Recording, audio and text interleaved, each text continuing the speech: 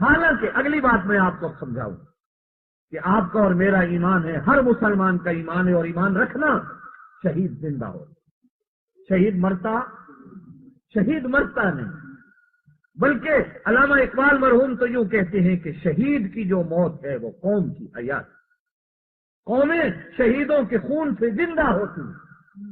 جہاں شہید موت کے بعد خود زندہ رہتا ہے وہ اپنی قوم کو بھی زندہ رکھتا ہے، شہید مرتا نہیں۔ بعض احادیث میں حضور علیہ الصلوۃ والسلام نے ارشاد فرمایا کہ شہیدوں کی روحوں کو اللہ پاک جنت کے پرندوں کے اندر ڈال دے، اور پھر جنت کے پرندوں کو کھلے عام چھٹی ہوتی ہے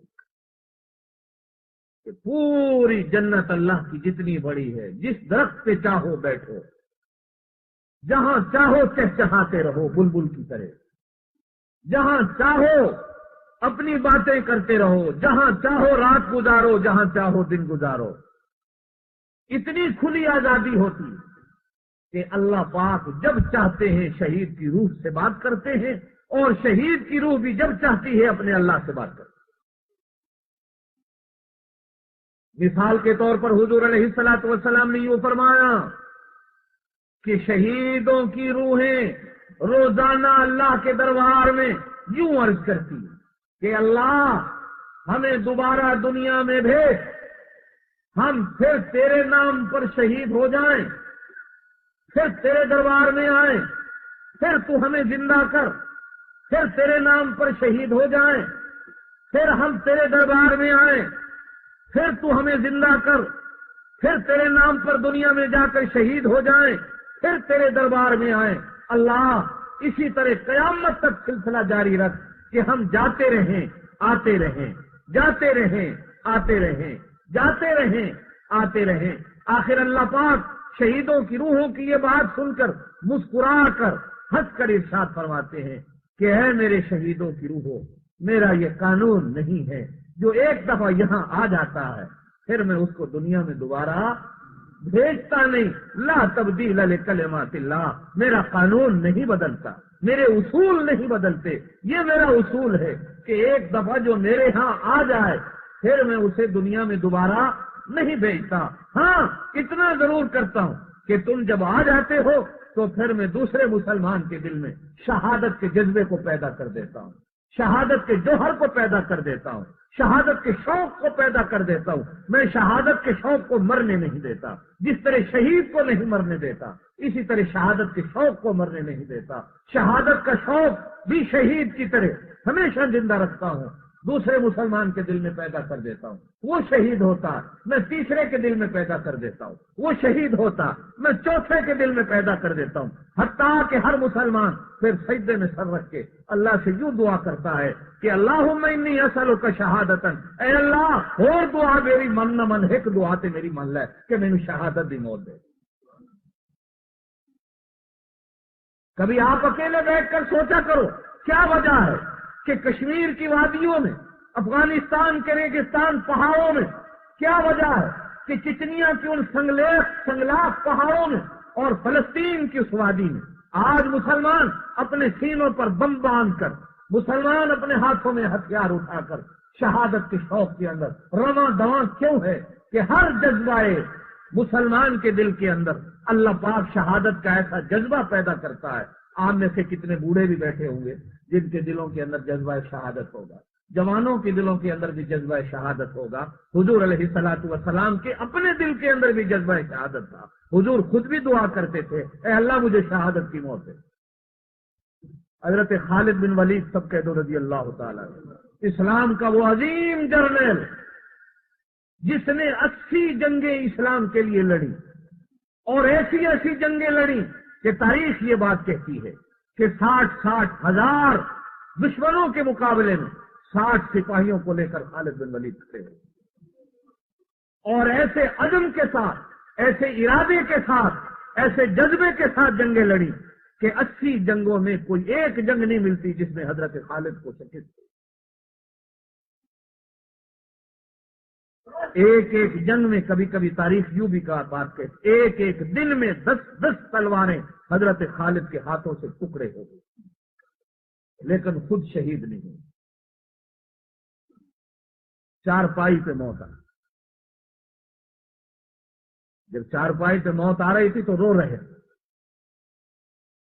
کہ اللہ تو نے کیسے کیسے لوگوں کو شہادتیں دے دی، اندھوں کو دی، لنگڑوں کو دی، بچوں کو دی، بوڑھوں کو دی، اور میں نے 80 جنگیں تیرے نام کے لیے لڑی، اور میں نے ایک ایک دن میں 10 تلواریں ہاتھوں سے توڑ دی، لیکن مجھے شہادت کی موت ملی۔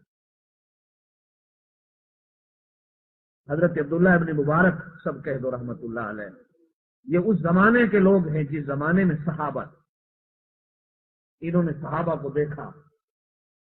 حضرت حسن بصری، حضرت عبداللہ ابن مبارک، یہ اس وقت کے اولیاء میں شمار ہوتے ہیں، علماء میں شمار ہوتے ہیں۔ یہی بات کسی نے کہی حضرت خالد بن ولید کے بارے میں حضرت عبداللہ ابن مبارک سے، کہا کہ اللہ نے حضرت خالد کو میدان کی موت کیوں نہیں دی، چارپائی کی موت دے۔ تو فرمایا بات سنو، آپ کبھی ایمان بنے۔ فرمایا دیکھو اللہ کے نبی نے یوں کہا خالد کو کہ خالد اللہ کی تلوار، اللہ کے نبی نے کیا کہا؟ خالد اللہ کی تلوار۔ حضرت حمزہ سے کہا کہ تو اللہ کا شیر ہے، حضرت علی سے کہا کہ تو اللہ کا شیر ہے، حضرت خالد سے فرمایا تو اللہ کی تلوار، اللہ کی تلوار۔ فرمایا ایک بات مجھے بتاؤ، اگر حضرت خالد بن ولید کسی میدان میں شہید ہو جاتے تو دشمن یوں نہ کہتے کہ خالد شہید ہو گیا، دشمن کیا کہتے؟ ہم نے اللہ کی تلوار کو، وہ یوں نہ کہتے کہ خالد شہید ہوا، بلکہ دشمن یوں کہتے کہ ہم نے اللہ کی تلوار کو توڑ دیا۔ اور اللہ یہ نہیں چاہتے کہ میری تلوار ٹوٹے، اللہ چاہتے ہیں کہ قیامت تک میری تلوار نکالے۔ اسی لیے ہر مسلمان کے دل کے اندر اللہ پاک جذبہ ہے شوق شہادت کو پیدا کرتے۔ قرآن یوں کہتا، سنو میری بات توجہ، قرآن نے 2 جگہ باتیں کی۔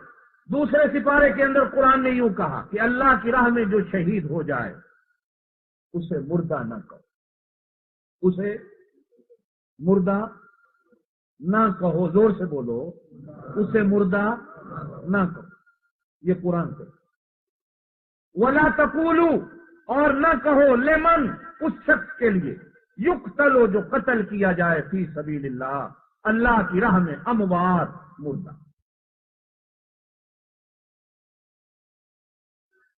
مردہ نہ کہو۔ اللہ جی کیا کہیں؟ فرمایا بل احیاء، وہ زندہ، ولکن لا تشعرون، تمہیں پتہ نہیں کیسے زندہ، تمہیں پتہ نہیں وہ کیسے زندہ۔ چوتھے سپارے کے اندر اللہ یوں فرماتا وَلَا تَحْسَبَنَّ الَّذِينَ قُتِلُوا، اور نہ گمان کرو، نہ خیال کرو، نہ سوچو ان لوگوں کے بارے میں جو اللہ کی راہ میں شہید ہو گئے تو وہ مردہ، بل احیاء، بلکہ وہ زندہ ہیں، عند ربہم یرزقون، وہ اللہ کے ہاں کھاتے بھی ہیں، پیتے بھی۔ اب قرآن کی ان 2 آیتوں سے یہ بات بالکل سورج کی طرح روشن نظر آتی ہے کہ شہید زندہ، قرآن انہیں مردہ سوچنے کی بھی اجازت نہیں دیتا۔ تو حضرت حسین زندہ، بولو حضرت حسین شہید ہیں کہ نہیں؟ بھائی اسلام کا دامن شہیدوں سے بھرا ہوا ہے۔ یہ محرم کا مہینہ میں آپ حضرات کا ذہن بنانا چاہتا ہوں کہ آپ سازشیوں کی سازشوں سے بچو۔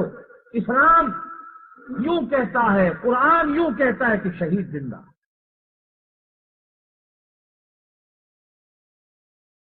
حضرت حسین شہید ہیں کہ نہیں؟